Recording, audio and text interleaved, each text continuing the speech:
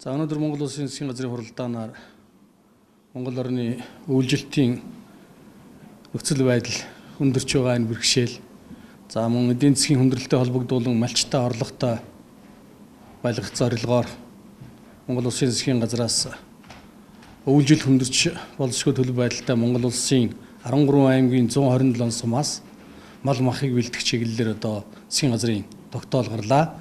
За энэ тогтоолын гол зорилго бол энэ эдийн засгийн хүндрэлтэй үед малчтай орлоготой байлгах.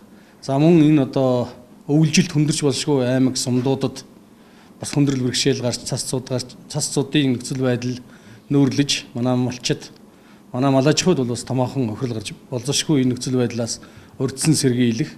За мөн одоо томоохон хот суурингийн ард иргэдийнхаа махны хэрэглээг одоо доктортой байлгах, махны үнийг доктортой байлгах, бууруулах чиглэлээр одоо Монгол Улсын засгийн газраас эдгээр арга хэмжээг авч байгаа юм. Энэ арга хэмжээний хүрээнд бол Монгол Улсын томоохон хот суурин газруудад 30 мянган тонн мах бэлтгэх.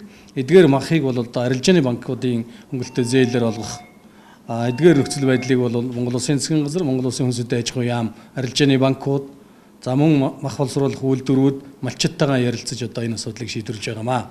За энэ мал мах бэлтгэх явцыг бол манай хөдөө орон нутгийн аймаг сумдын удирдлагууд, манай хөдөө аж ахуй яам хамтран хяналт тавьж ажиллана.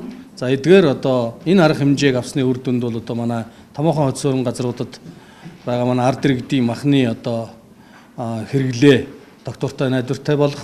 За мөн махны үн одоо байгаагаас өсөхгүй өшөө хямдрах юм боломж нөхцөлийг одоо бүрдүүлэх. За мөн одоо энэ эдийн засгийн хүндрэлтэй үед бол малчтай бас орлоготой болох зорилгоор бид энэ асуудлыг шийдвэрлэж байгаамаа.